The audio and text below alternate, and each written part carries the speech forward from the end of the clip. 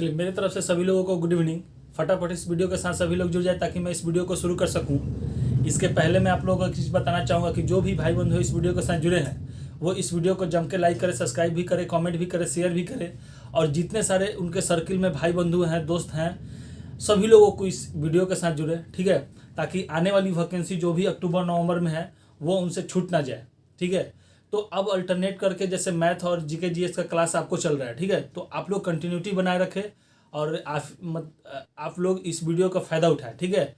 और एक चीज़ मैं और बताऊंगा, ठीक है, कि ये तो मतलब कि मेरा रिस्पॉन्सिबिलिटी है कि आप लोग को बताना किस तरीके से आप लोग को एकदम जो हिस्ट्री जो क्लास है वो एकदम इजी गोइंग में चल रहा है। और आप लोग देखेंगे कि एक ऐसा लेवल आपका बिल्डअप हो जाएगा कि जहाँ से आप लोगों का एक भी क्वेश्चन छूटने लायक नहीं होगा, ठीक है। मतलब कि आप उन लड़कों के श्रेणी में आके बैठ जाएंगे जो पीसीएस वगैरह तक का भी कहानी आपके सामने देखते होंगे, ठीक है। तो आपको टेंशन लेने की जरूरत नहीं है, ये नया नया चीज़ है। आप आराम से जुड़े, आराम से इस वीडियो को देखें और समझने की कोशिश करें। अगर नहीं समझ में आता इस वीडियो को थोड़ा दोबारा देखें, ठीक है। और दूसरी बात कि जैसे कहने का मतलब कि मैं लिखते थोड़ा सा जैसे बोल दिया सिकंदर, ठीक है, तो ऐसे मैंने लिख दिया, ठीक है। तो सिकंदर मैंने बोला वो सही बोला है, उसमें मिस्टेक हो गई तो थोड़ा सा उसको थोड़ा आप लोग देख लेंगे, ठीक है। मैं अगले दिन उसको सुधार दिया था लेकिन आप लोग देख लेंगे, ठीक है। तो चलिए, अब ज़्यादा समय हम आपका नहीं लेंगे और इसी के साथ हम लोग आज का क्लास स्टार्ट करते हैं। तो कहने का मतलब कि इतिहास में देखिए, जो भी इतिहास में क्या है कि मैंने आपको बताया था कि इतिहास को हम लोग 3 कालखंड में पढ़ेंगे, ठीक है। तो पहला क्या था, प्राग ऐतिहासिक काल, अर्ध ऐतिहासिक काल, ठीक है, और ये क्या था, ऐतिहासिक ऐतिहासिक ऐतिहासिक काल, ठीक है। तो हम लोग अभी तक क्या कर लिए, प्राग ऐतिहासिक काल देख लिए, अर्ध ऐतिहासिक काल देख लिए।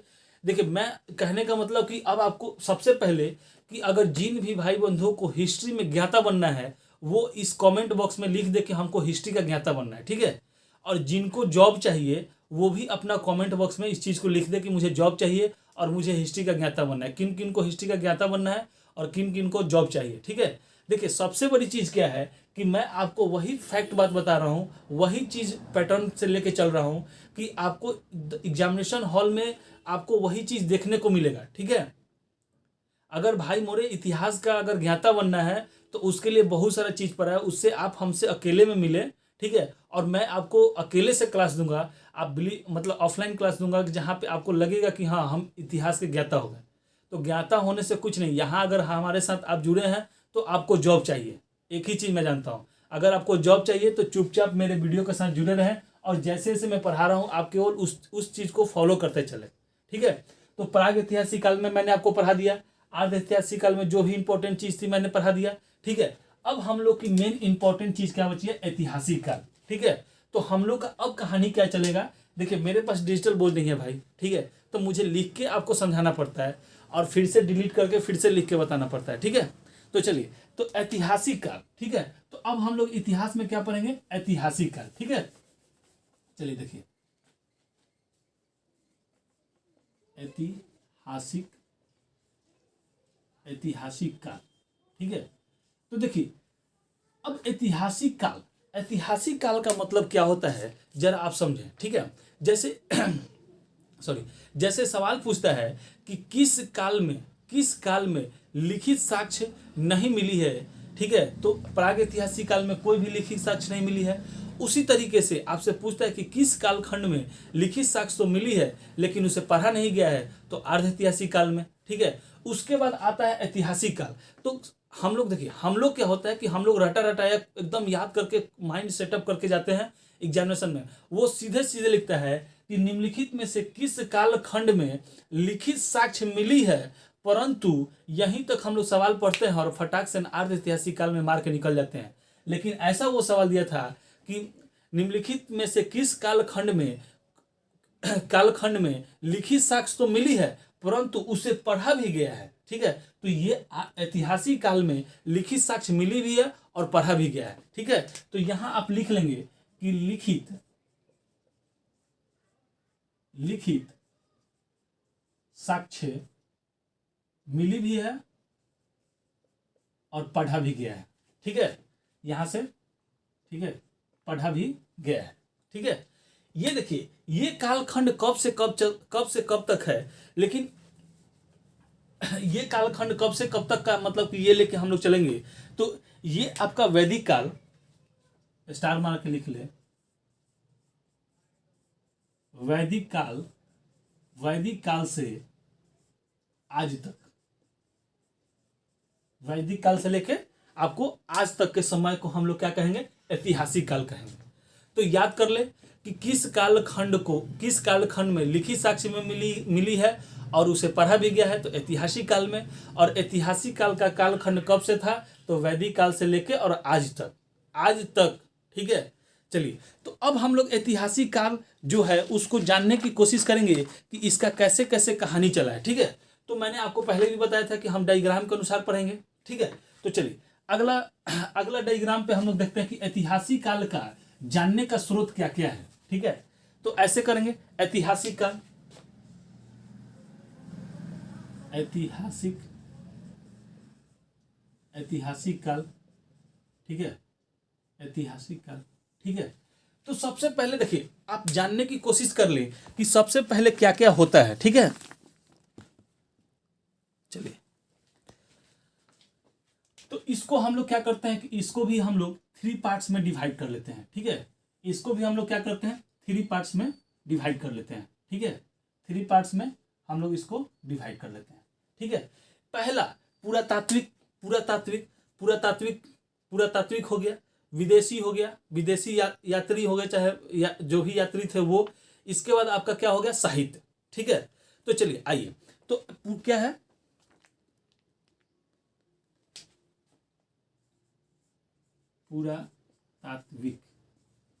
पुरातात्विक, विदेशी यात्रा। इसके बाद होता है साहित्य। ठीक है, क्या होता है, साहित्य। तीसरा क्या होता है, साहित्य। अब देखिए कहने का मतलब है कि ये 3 चीज है जिसको ऐतिहासिक काल के बारे में जानकारी हमें आराम से मिल सकती है। तो सबसे पहले देखिए ये पुरातात्विक जो है, पुरातात्विक में दो चीज, पहला सिक्का और दूसरा अभिलेख। ठीक है, पहला क्या है, सिक्का और अभिलेख।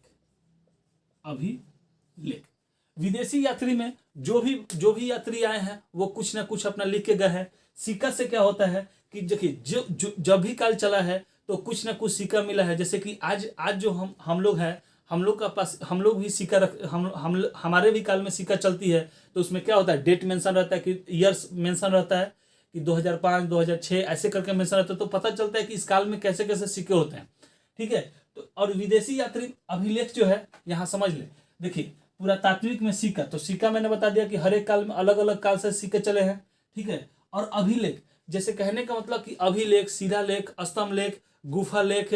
ठीक है, ये सब लेख होता है। जैसे कि अभिलेख क्या होता है कि मतलब कि बड़े बड़े चट्टानों पे लिखा हुआ हो, खुदाई करके लिखा हो। ठीक है, तो इसमें भी पार्ट है, तो हम लोग आगे पढ़ेंगे, बस पार्ट जान रहे हैं। विदेशी यात्री, जो भी विदेशी यात्री है वो कुछ ना कुछ हमारे मतलब कि सभ्यता के बारे में लिखेगा। और साहित्यिक, देखिए साहित्यिक में भी 2 है, धार्मिक, इसका भी क्या है, 2 चीज। ठीक है, इसका भी क्या कर ले, 2 चीज। ठीक है,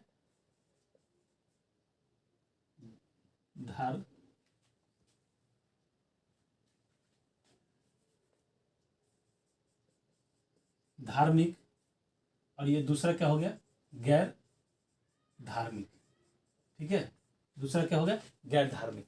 ठीक है, धार्मिक और गैर धार्मिक। ठीक है, आराम से समझ ले। अब आइए इसमें, ठीक है, सिक्का और अभिलेख तो हो गया, विदेशी यात्री हो गया, और ये धार्मिक और अधार्मिक में आइए। ठीक है, तो देखिए धार्मिक में भी आपका 2 चीज हो गया, धार्मिक में भी आपका क्या हो गया, ठीक है, आपका 2 चीज हो गया, धार्मिक में भी आपका 2 चीज हो गया। सबसे पहले देखिए धार्मिक होगा तो कहने का मतलब ब्राह्मण होगा। ठीक है, तो ब्राह्मण और गैर ब्राह्मण। ठीक है, ब्राह्मण और आपको गैर ब्राह्मण। ठीक है, 2 चीज हो गया। अब आपसे आज देखिए एकदम इस डायग्राम को दिमाग में अगर आप छाप लेंगे तो आपको इतिहास कोई भी भाष नहीं लगेगा। ठीक है, तो देखिए गैर ब्राह्मण में क्या क्या आ गया आपको, गैर ब्राह्मण में आपको 2 चीज आ गया। ठीक है, जैन, जैन धर्म, और दूसरा कौन सा, बौद्ध धर्म। ठीक है। और आपसे अगर ब्राह्मण के बारे में पूछे, ठीक है, कि ब्राह्मण में कौन कौन सा आ गया, तो आपका वेद हो गया, पुराण हो गया, वेदांग हो गया, ऋग्वेद हो गया, ये सब चीज किस में आ गए, आपको ब्राह्मण में आ गए। ठीक है। तो चलिए क्या क्या आ गया, वेद हो गया, ऋग्वेद हो गया। ठीक है। इसके बाद आपको हो गया वेदांग हो गया, पुराण हो गया, वेदांग, पुराण। ठीक है। इस तरीके से आपका जो भी है वो सारा चीज क्या, उपनिषद हो गया, उपनिषद भी लिख ले, उपनिषद, उपनिषद। ठीक है, उपनिषद। ठीक है। देखिए जो भी लिख रहा हूं मैं वो मुंह से आपको बोल ही दे रहा हूं। ठीक है। तो आप लोग थोड़ा सा इस चीज को संभाल लीजिएगा। ठीक है। चलिए, तो आप देख लिए, कहने का मतलब कि ऐतिहासिक काल को जानने का स्रोत कैसे कैसे हो गया, तो आपका तीन चीज उसका हो गया, पुरातात्विक हो गया, विदेशी यात्री हो गया, साहित्य हो गया। ठीक है। पुरातात्विक स्रोत को जानने के लिए सबसे पहला चीज क्या है कि आपको सिक्का और अभिलेख, तो सिक्के की काल चली होगी, जो भी काल चला होगा उसका सिक्का कुछ ना कुछ चला होगा।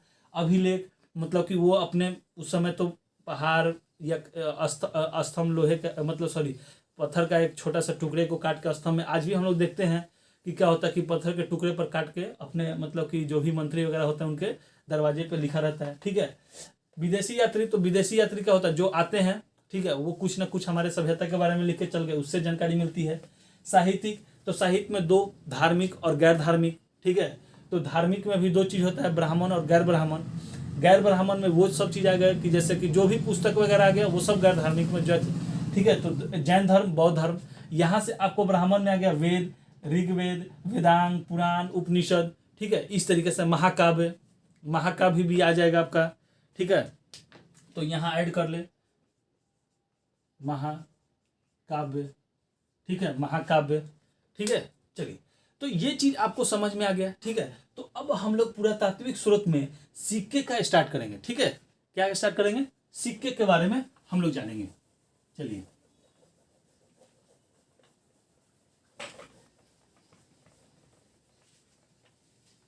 ठीक है। तो चलिए, सबसे पहला टॉपिक हमारा क्या है, सिक्का। ठीक है, सिक्का। ठीक है। तो हम ऐसा करते हैं कि आपको कुछ सिक्कों का नाम एक जगह लिख देते हैं। ठीक है, सिक्कों के नाम कुछ एक जगह लिख देते हैं और किस काल में ये चला है इससे हम बताते हैं। ठीक है। सबसे पहले स्टार मार के आप यहीं पे लिख लें। ठीक है, स्टार मार के लिख ले कि इसके अध्ययन को क्या कहते हैं। अध्ययन को हम लोग क्या कहेंगे, तो अध्ययन को न्यू में स्टिक।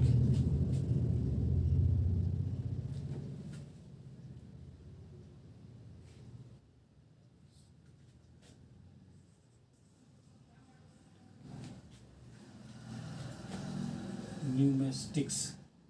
ठीक है। ये आपसे सवाल हमेशा पूछता है, सिक्कों के अध्ययन को क्या कहते हैं, तो न्यूमेस्टिक।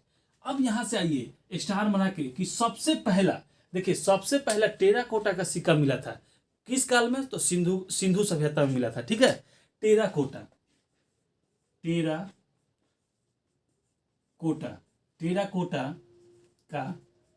टेराकोटा का सिक्का ऐसे डैश करके लिख ले, किस काल में, तो सीधे सीधे सिंधु काल में। ऐसे मैं आपको लिखवा देता हूं, टेराकोटा। ठीक है, टेराकोटा का सिक्का आपको मिला था। जो अब ये किस चीज से बना होता था, टेराकोटा के बारे में हमने बता दिया था कि ये मिट्टी का बना हुआ सिक्का था। ठीक है। और इसको जब पका के एकदम मिट्टी को जब क्या करते हैं, कोई ढांचा दे के उसको पका देते हैं, तो उसी को क्या कहते हैं, टेराकोटा कहते हैं। तो ये टेराकोटा का सिक्का कहाँ से मिला है, तो सिंधु काल से मिला है। ठीक है। आगे चलिए कि मौर्य, देखिए मौर्य वंश के समय भी बहुत सारे सिक्के चले हैं। ठीक है। तो कुछ चांदी के चले हैं, कुछ मतलब कि मयूरभंज चले हैं। इस तरीके से देखिए यहाँ पे एक जगह सिक्के के बारे, मतलब कि कौन से काल में सिक्के कैसे चले हैं मैं आपको यहाँ बता देता हूँ, अभिलेख के बारे में बताता हूँ। लेकिन जैसे जैसे आगे हम लोग बढ़ते चले जाएंगे तो आपको वहां भी कालखंड में मैं आपको सब कुछ बताते चलूंगा। ठीक है। आहत। ठीक है, पहला क्या, आहत। इसी को कहते थे पंच मतलब कि पंच तत्व से मिलकर, देखिए पंच तत्व से भी मिलकर बनाया गया था, तो इसको क्या बोलते थे? पंचमार्ग, पंचमार्ग, ठीक है। आहत भी कहते थे, आहत या पंचमार्ग से, ठीक है। इसलिए कि इसे 5 तत्वों से मिलकर इसको क्या हुआ था कि बनाया गया था।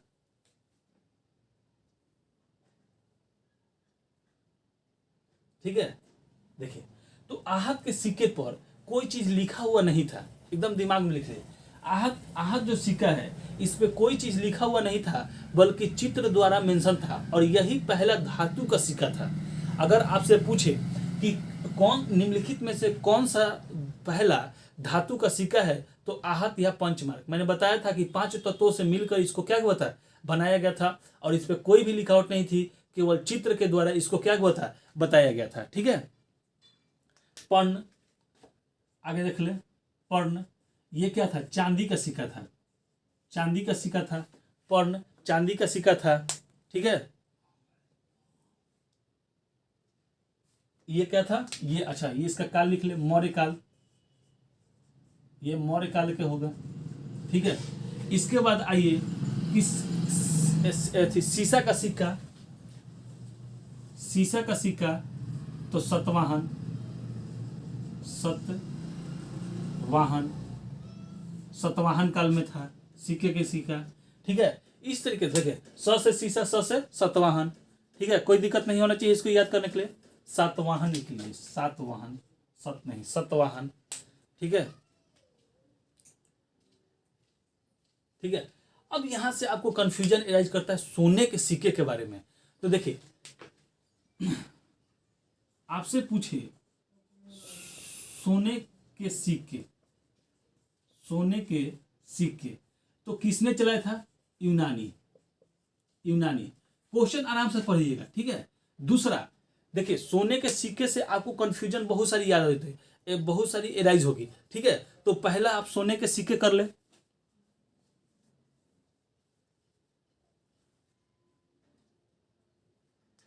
शुद्ध सोना, अगर आपसे पूछे कि शुद्ध सोना, शुद्ध सोने के सिक्के। ठीक है, देखिए आराम से मैं एक जगह लिखवा देता हूं आप ही के लिए। ठीक है, कि कालखंड में जब पढ़ाऊं तो आपको कोई भी परेशानी ना हो। ठीक है, चलिए आराम से पढ़िए। कुषाण, कुषाण,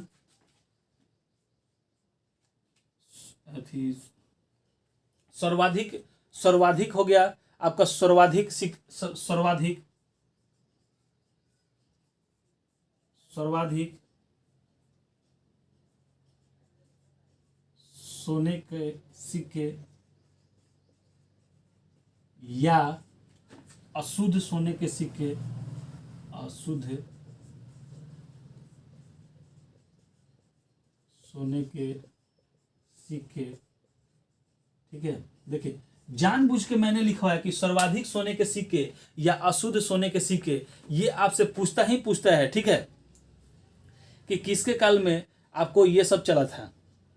ठीक है, देखिए इसका फंडा भी मैं बता देता हूं, ये किस काल में? गुप्त काल में। ठीक है, देखिए कहने का मतलब है कि जब भी कोई ज्यादा प्रचलित में आएगा तो उसमें कुछ ना कुछ तो मिक्स किया जाएगा। ठीक है, तो जब सर्वाधिक सोने के सिक्के गुप्त काल में चल रहे थे, उस समय सोने की मात्रा मतलब कि उतनी ज़्यादा नहीं थी, उसमें मिक्स भी था, इसलिए अशुद्ध सोने के सिक्के भी इसको क्या होता है? कहा गया था। ठीक है, चलिए चांदी के सिक्के गुप्त काल में ही चले हैं। ठीक है, यहां से देख लें, चांदी के सिक्के। ठीक है, चांदी के सिक्के गुप्त काल, ये भी आपका कौन सा? गुप्त काल। और ये राजा चंद्रगुप्त द्वितीय विक्रमादित्य के काल में चला था, याद रखिएगा। चंद्रगुप्त, चंद्रगुप्त द्वितीय विक्रमादित्य, ऐसे कर लीजिएगा, दित्य, विक्रमादित्य,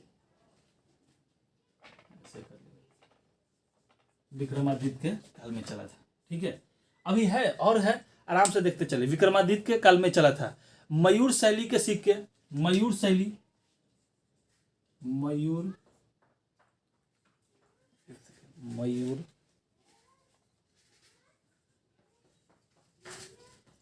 मयूर शैली, ठीक है।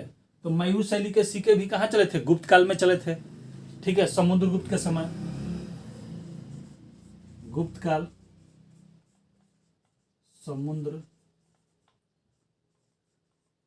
समुद्रगुप्त के समय चले थे, ठीक है।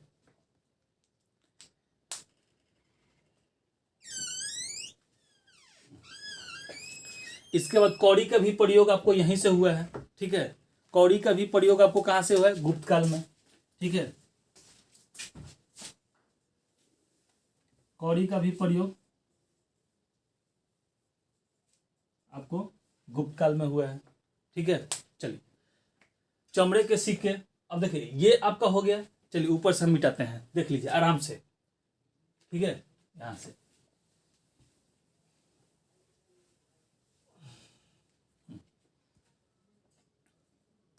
चमड़े के सिक्के,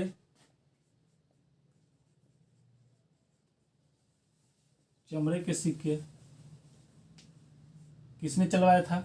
तो आगे हुमायूं ने,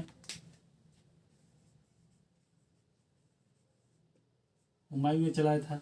देखिए ये इसलिए हुमायूं मैंने लिखवाया ताकि देखिए जब हुमायूं संकट में था तो उसको एक नाविक ने बचाया था और वो बोला था कि अगर मेरी जान बच जाएगी तो मैं तुमको एक दिन का राजा बना दूंगा। तो वही एक दिन के राजा बनाने में राजा वो बना और उसी समय उसने सोचा कि मतलब कि क्या हम ऐसा करके जाए ताकि दुनिया मुझे याद रखे। तो उसने चमड़े के सिक्के को क्या किया था? चला दिया था। तो किसके शासनकाल में? तो हुमायूं के शासनकाल में, ठीक है। रुपया, जो आज हम लोग देखते हैं रुपया, ये रुपये किसका? तो शेरशाह, ठीक है। किसने चलाया था? शेरशाह सूरी ने, ठीक है। शेरशाह सूरी ने चलाया था, ठीक है। रुपया, देखिए रुपया का भी 3 कंडीशन था। ये शेरशाह सूरी जो था 3 तरीके के सिक्के चलाया था, दाम, रुपया, असरफी। तो दाम किसके लिए था? गरीब लोगों के लिए था। रुपया किसके लिए था? मिडिल लोग के लिए। असरफी किसके लिए था? तो ये अमीर लोगों के लिए था, ठीक है। याद रखिएगा। तो यहीं पे हम लिख देते हैं, मेंशन कर देते हैं, ठीक है। रुपया, दाम, असरफी, ये तीनों कौन चलाया था? तो शेरशाह सूरी। किसने चलाया था? शेरशाह सूरी ने चलाया था, ठीक है। तो अब आपके दिमाग में ये कंसेप्ट क्लियर हो गया। सिक्के के बारे में मैंने आपको यहाँ पे पूरा का पूरा डिटेल्स आपको बता दिया। अब हम लोग जब सिक्के के बारे में जब आगे इतिहास पढ़ेंगे, जैसे जैसे आते जाएगा, जिसके कल हुमायूं पढ़ेंगे तो उस समय भी चमड़े के सिक्के पढ़ेंगे, शेरशाह सूरी पढ़ेंगे उस समय भी ये सब चीज़ पढ़ेंगे। वहाँ कितने मतलब कि कितने बटा में चलता था ये सब भी हम लोग पढ़ लेंगे। बस इतना अब जानकारी यहाँ पे रख ले, ठीक है। तो चलिए देखिए, अब कहने का मतलब है कि एक बार रिकॉल कर ले, ठीक है। तो सबसे पहले सिक्का चला था टेराकोटा का सिक्का, जो कि मट्टी का था, ठीक है। किस काल में चला था? तो सिंधु सभ्यता में चला था। दूसरा आपका आहत या पंचमार्क चला था, मौर्य काल में चला था। सबसे पहला धातु वाला सिक्का कौन था? तो आहत था या पंचमार्क था, 5 धातुओं से मिलकर बना हुआ था। आहत पे कोई भी लिखी चीज नहीं मिल रही थी, केवल उस पे क्या था? चित्र का अंकित था, ठीक है। उसके बाद आता है शीशा का सिक्का, तो ये सतवाहन में चला था। इसके बाद सोने, देखिए यहीं से कंफ्यूजन होता है। अगर पूछता है कि सोने के सिक्का किसने चलाया, ठीक है, या पूछ दिया कि सोने का सिक्का सर्वप्रथम किसने चलाया था, तो यूनानियों ने चलाया था। शुद्ध सोने के सिक्के किसने चलाया था? तो कुषाण काल में चली थी, ठीक है। सर्वाधिक सोने के सिक्के किस काल में चला था? तो ये आपका गुप्त काल में चला था। अशुद्ध सोने के सिक्के किस काल में चले थे? तो आपके गुप्त काल में ही चले थे। चांदी के सिक्के किस काल में? तो गुप्त काल में, चंद्रगुप्त द्वितीय विक्रमादित्य, ठीक है। इसका मयूर शैली के सिक्के किस में चले थे? तो गुप्त काल में ही चले थे, समुद्रगुप्त के समय, ठीक है। कौड़ी का भी प्रयोग आपका गुप्त काल में ही होता था। चमड़े के सिक्के हुमायूं, और रुपया, दाम, असरफी किसके? शेरशाह सूरी के बारे में, ठीक है। तो ये आपका सिक्कों का कहानी खत्म हो गया, ठीक है। अब हम लोग चलते हैं किसको? तो हम लोग अभिलेख के तरफ चलते हैं, ठीक है। कुछ अभिलेख के बारे में जान लें कि अभिलेख किसको कहते हैं, शिलालेख किसको कहते हैं, गुफा लेख किसको कहते हैं, ठीक है, स्तंभ लेख किसको कहते हैं। तो अभिलेख आपको क्या हो गया? अभिलेख, ठीक है।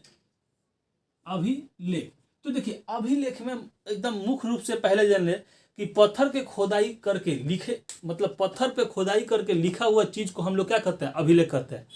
पत्थरों पे खोद खोद के लिखे जाने वाले चीज को हम लोग क्या कहते हैं, अभिलेख कहते हैं। ठीक है, इसके बाद छोटे पत्थरों पर खोदा गया उसको क्या कहते हैं, शिलालेख कहते हैं। तो ये आपका अभिलेख हो गया, पत्थरों पर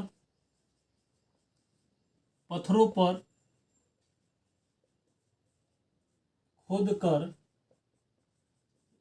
लिखा गया। ठीक है, इसके बाद अभिलेख के बाद आता है शिलालेख। ठीक है, तो शिलालेख में क्या होता है, छोटे पत्थरों पर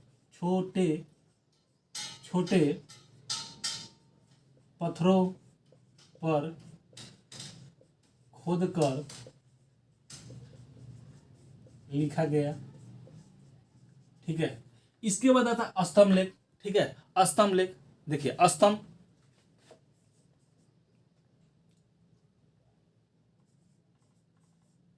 स्तंभ लेख। ठीक है, तो ये भी एक तरह का आपको पत्थर का ही होता है। ठीक है, लेकिन ये क्या होता है, ऊंचा होता है। ठीक है, तो ऊंचे पत्थरों पर लिखा गया, ऊंचे पत्थरों पर खोद कर लिखा गया। ठीक है, इसके बाद आता है कौन सा, गुफा लेख। तो ये भी आपका क्या होगा, गुफा में लिखा गया खोद कर। ठीक है, और इसके बाद एक आता है भित्ति लेख। कौन सा, भित्ति लेख का मतलब क्या होता है कि दीवार पर खोद कर लिखा जाने वाला। तो ये आप कंफ्यूजन अपना यहां से क्लियर कर ले कि शिलालेख किसको कहते हैं, अभिलेख किसको कहते हैं, स्तंभ लेख किसको कहते हैं, गुफा लेख किसको कहते हैं और भित्ति लेख किसको कहते हैं। ठीक है, तो सबसे पहले अभिलेख का मतलब क्या होता है कि बड़ों पत्थरों पर खोद के लिखा जाने वाले को क्या कहते हैं, अभिलेख कहते हैं। छोटे पत्थरों पर खोद के लिखे जाने को क्या कहते हैं, शिलालेख कहते हैं। स्तंभ लेख क्या कहते हैं कि ऊंचे पत्थरों पर लिखा गया उसको स्तंभ लेख कहते हैं। गुफा लेख का मतलब कि गुफा में उसमें क्या था, देखिए बहुत सारे ऐसे मंदिर हैं जो कि आप दक्षिण क्षेत्र में जाएंगे तो वो एक बड़े बड़े पहाड़ों को काट के इस तरीके से, एक ही पहाड़ को काट के इस तरीके से डिजाइन बनाया गया है कि मंदिर भी हो गया, उसमें रहने के लिए गुफा वगैरह इस सब टाइप का भी हो गया। ठीक है, इसके बाद भित्ति लेख का मतलब होता है दीवारों पर खोद के लिखे जाने के कार्यक्रम को। ठीक है, सबसे पहले देखिए अभी एक पूछता है कि अभिलेखों के अध्ययन। ठीक है, इंपॉर्टेंट नोट में लिख ले, ऐसे नोट बना के लिख ले कि अभिलेख। ठीक है, अभिलेख तो इसके अध्ययन क्या है, अध्ययन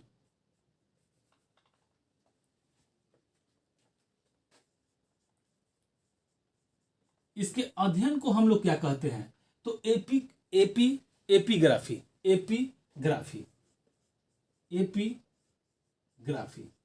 क्या बोलते हैं, एपीग्राफी बोलते हैं। ठीक है, तो ये मुझे ऊपर ही लिखवा देना चाहिए था, छूट गया, इसलिए एपीग्राफी आपको कहते हैं। ठीक है, तो ये देखिए, ये मैंने आपको सिक्के और अभिलेख के बारे में बता दिया। अगले वीडियो में हम लोग प्रमुख अभिलेख के बारे में पढ़ लेंगे कि कौन कौन सा प्रमुख अभिलेख है, उसके बारे में भी जानकारी ले लेंगे। ठीक है, जैसे कि आपको होता है कि हाथी गुफा अभिलेख, मतलब कि उसके बाद प्रथम प्रयाग अभिलेख, ये सब चीज होता है। आगे के वीडियो में हम लोग ये सब चीज देख लेंगे। ठीक है, तो हमारे वीडियो के साथ जो भी भाई बंधु जुड़े हैं उनको बहुत बहुत धन्यवाद। वो इसी तरह इस वीडियो के साथ प्यार दिखाएं और मैं भी आप लोग के 100% एफर्ट लगा के इतिहास को लेके आऊँगा। ठीक है, तो बहुत बहुत धन्यवाद।